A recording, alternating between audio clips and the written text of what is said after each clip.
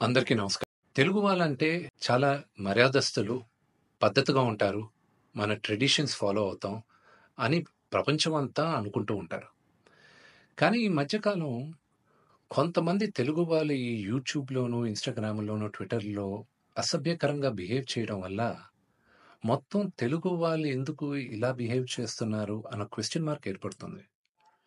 ఒక 2, 3 రోజుల క్రితం నా తమ్ముడు 'సాయిధరమ్ తేజ్' హనుమంతు అన్న వ్యక్తి వీడియో ఎందుకిలా చేశాడు అని క్వెషన్ చేసేసరికి అది ఎంత జుగుప్స్‌గా ఉండిందంటే ఆ video, Telangana chief minister, deputy chief minister, DGP వీళ్ళందరూ రియాక్ట్ అయ్యి యాక్షన్ తీసుకుంటారని చెప్పిన దానికి ఫస్ట్ అండ్ ఫార్మోస్ట్ వాళ్ళందరికీ చాలా థాంక్స్. ఈ హనుమంతు కూడా ఒక మంచి కుటుంబం నుంచి వచ్చున్నారు.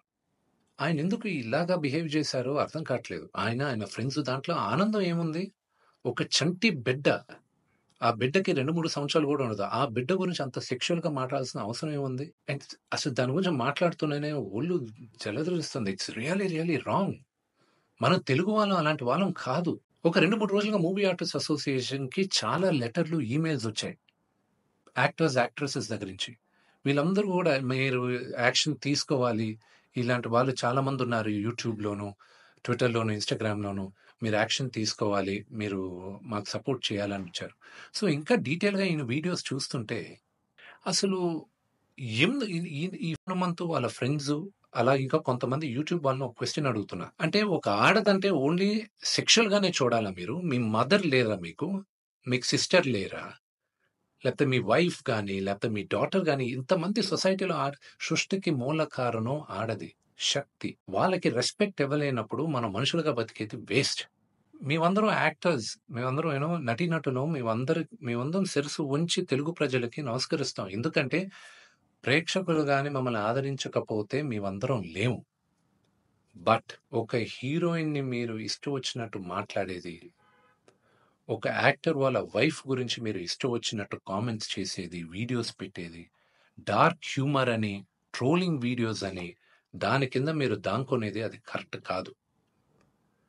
బ్రహ్మానందం గారు one of the greatest and legendary actors Telugu సినిమాలో. ఆయన నిన్న ఫోన్‌లో మాట్లాడారు. ఆయన చెప్పడం, "అరేయ్ విష్ణు, నా ఫోటోస్ చాలా మీమ్స్‌లో వాడతారు. నేను ఎంజాయ్ చేస్తూ ఉంటాను. ఏదో సరదాగా చాలా విషయాల్లో వాడతారు. అది బానే ఉంటదిరా. కానీ ఇలాంటి జుగుప్సకర వీడియోస్‌లో కూడా నా ఫోటోలు వాడుతున్నారు. ఇది ఎక్కడో దగ్గర ఫుల్ స్టాప్ పెట్టాలి. అది మన తెలుగు వాళ్ళం ఇలా కాదురా! మన పద్ధతి ఇలా కాదు. మీరందరూ మీ జనరేషన్ మీరు చూసుకోవాలి" అని ఆయన కూడా చాలా బాధపడారు.